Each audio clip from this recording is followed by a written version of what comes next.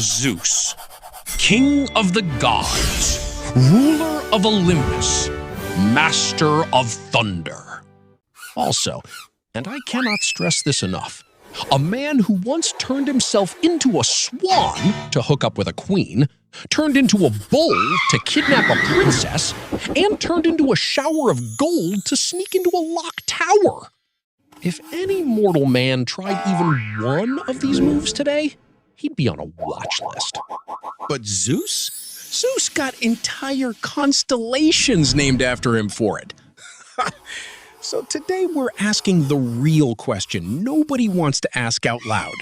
Why couldn't the most powerful being in the universe just knock on the door like a normal person? Turns out, the answer says a lot less about Zeus's love life and a lot more about how the Greeks understood power, fate, and the terrifying difference between gods and men. Let's run through the highlight reel, because Zeus's shape-shifting resume is genuinely unhinged. Europa and the Bull. Zeus spots Europa, a Phoenician princess walking near the beach. Instead of introducing himself, he transforms into a strikingly beautiful, suspiciously calm white bull, and just lies down next to her. She climbs on his back to pet him. Completely reasonable reaction to a docile bull. We've all been there. And the second she's on, he sprints into the ocean and swims her to Crete. This is, quite literally, how the continent of Europe got its name. Leda and the Swan. Zeus sees Leda, queen of Sparta, and decides the best approach is to become a swan, and, depending on which ancient source you trust, either seduce her or outright assault her while she's bathing. From this union comes Helen. Yes, that Helen, the face that launched 1,000 ships, Helen. So the entire Trojan War technically starts because Zeus committed some avian catfishing. Danae and the Golden Rain. A king locks his daughter Danae in a bronze tower because a prophecy said her son would kill him. Great plan. Except Zeus turns into a shower of golden light, slips through the roof, and impregnates her anyway. The resulting son, Perseus, does in fact grow up to accidentally kill his grandfather. So the tower didn't just fail, it was actively pointless. Io and the Cow. This one's darker. Zeus turns Io into a heifer to hide her from his wife Hera.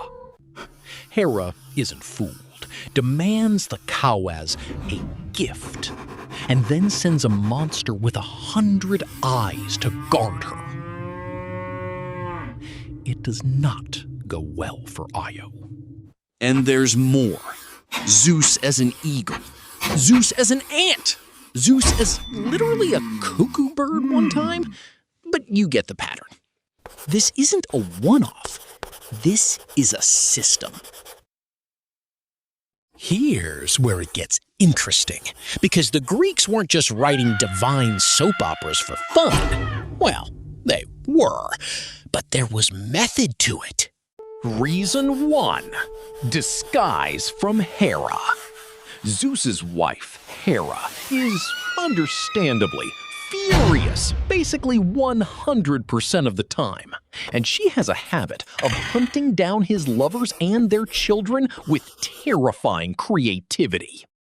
Transforming lets Zeus move through the mortal world without triggering her radar, at least temporarily. It rarely worked long-term, because Hera is also a goddess, and not easily fooled. But it bought him time. Reason 2. Gods appearing as themselves is dangerous for mortals.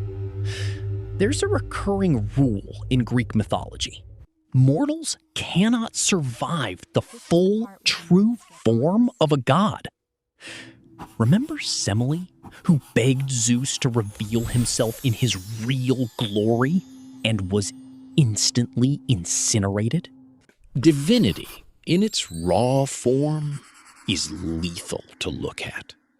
So when Zeus wants to interact with a mortal without vaporizing them, he has to come in a form they can survive.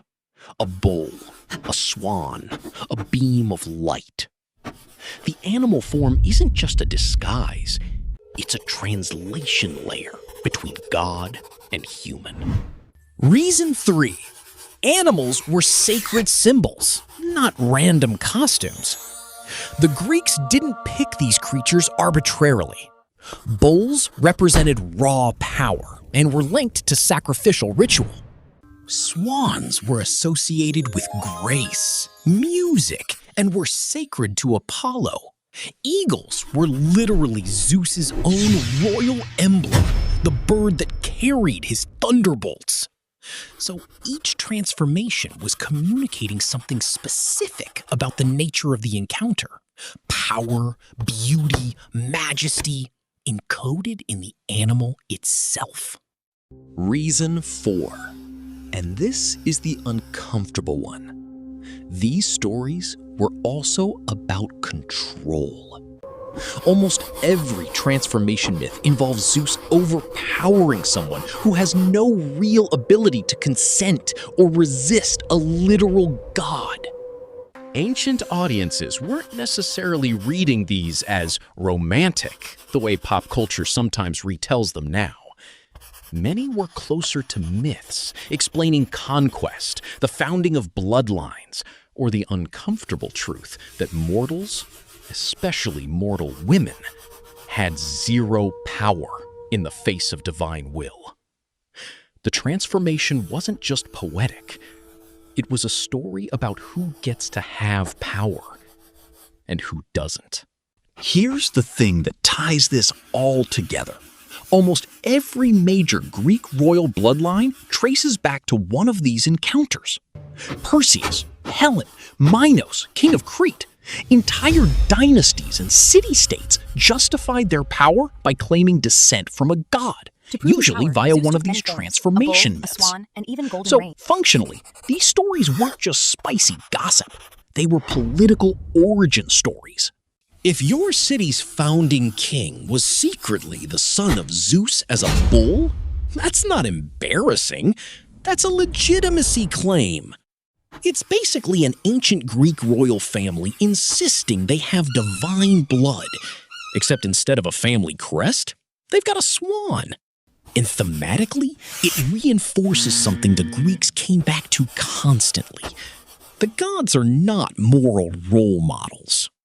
They are forces of nature with personalities. Zeus doesn't represent how to be a good husband. He represents sky, storm, authority, and consequence. And his stories show what happens when unchecked power meets desire with absolutely nothing in its way to say no. So why did Zeus always turn into animals?